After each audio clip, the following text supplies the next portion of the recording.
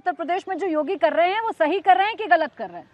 नहीं, वो तो सत्ता के नशे में अगर अहंकार में कोई कार्य कर रहे हैं, देखिए अगर कोई भी कार्य जो है कानूनी तरीके से किया जाएगा, कानून से ऊपर नहीं, कानून से ऊपर उठकर नहीं कर सकते आप।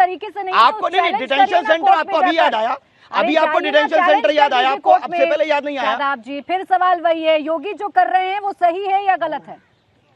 वो सही क्या कर रहे हैं बता दीजिए मुझे। अगर वो वेरिफिकेशन कर रहे हैं, डिटेंशन सेंटर बना रहे हैं, घुसपैठियों को चिन्हित कर रहे हैं, वो सही या गलत? घुसपैठियों को चिन्हित करने के लिए क्या प्रक्रिया अपना रहे हैं? वो क्या सर्कुलर जारी हुआ है कुछ? आप बता दीजिए, अगर हो सकता है मेरे पास जानकारी ना हो, आप बता दीजिए क्या प्रक्रिया।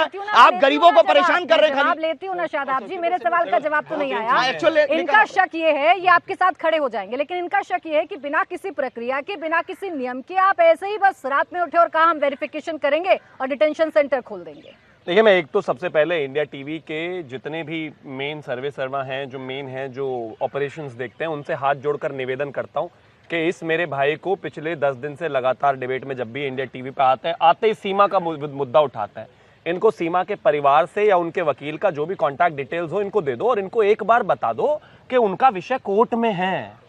पता नहीं सीमा को लेकर इतना मतलब ये बता दीजिए ना भाई सीमा का तय हो जाएगा, इलेक्ट्रोल में ऐड कराने वाले आप ले रहे हैं। नहीं, आप हो जाएगा नहीं, आपके बच्चे का जन्म हुआ है, लेकिन इतना क्या आपसे प्लीज बीच में, मैं बीच में नहीं बोला आपके, धन्यवाद। अब दूसरा, इन्होंने कहा कि भाई प्रक्रिया के तहत नहीं, मैं फिर से कह रहा हूं, इमिग्रेशन एंड फॉरेनर्स एक्ट 2025 के तहत इस देश की, फॉरेनर्स एक्ट 1946 के तहत इस देश की सरकार और उसके साथ राज्य की सरकार को पूरा अधिकार है कि यहां पर रहने वाले लोगों की वेरिफिकेशन हो सकती है। अर्थात जो प्रोसीजर हो रहा है वो बिल्कुल ठीक है। चलिए मान लेते हैं आपको लगता है कि कुछ लैप्सेस उसमें होंगे, आपके सामने कोर्ट है। तीसरा, इन्होंने सीए को लेकर कहा कि बाहर से क्यों बुला रहे हैं।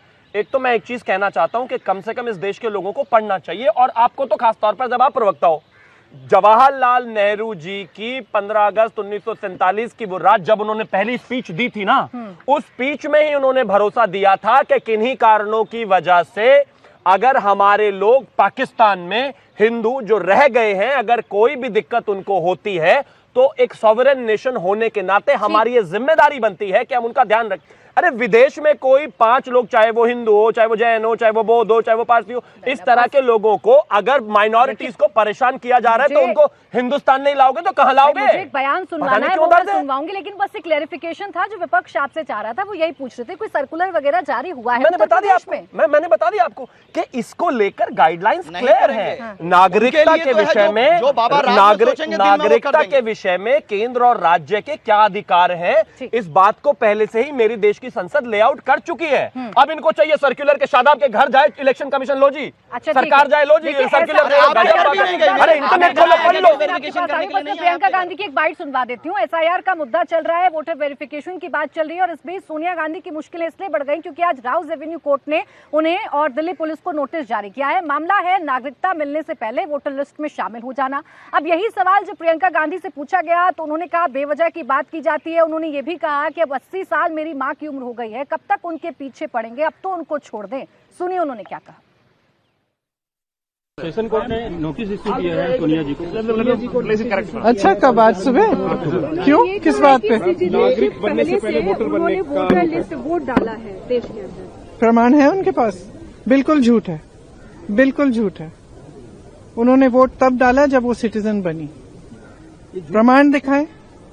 ये झूठ क्यों बोल रहे हैं लोग आखिर? क्यों पता नहीं क्यों उनके पीछे पड़े हुए हैं। वो बेचारी 80 साल की होने वाली है, पूरी उम्र उन्होंने देश की सेवा की है, तो मतलब इस उम्र में तो छोड़ देना चाहिए।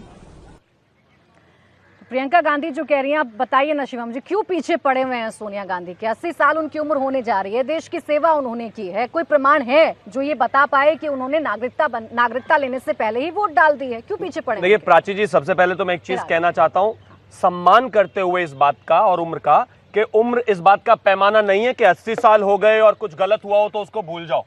जगदीश टाइटलर और सज्जन कुमार जैसे लोगों ने 84 में सिखों के साथ, सिख भाइयों के साथ क्या किया, इसका यह मतलब नहीं है कि उनको अब सजा ना मिले। मिलनी चाहिए चाहे 100 साल हो जाए। दूसरा, जहां तक बात सोनिया गांधी जी की है, ऐसा कहा जाता है और माना जाता है, और जो पिटिशनर ने कहा है वो ये कहा है कि सोनिया गांधी जी ने इस देश की नागरिकता 1983 में ली, परस्पर उन्होंने जो वोट डाला वो 1981 में डाला। मैं मानता हूं कि कोर्ट को लेकर इस पर अगर क्लैरिटी कुछ आ जाएगी तो कोई बुराई नहीं है। क्यों नाराजगी है भाई? अरे ये थोड़ी होता है, अरे मैं 80 साल के हो गए तो 80 के क्या 180 के भी हो जाओ।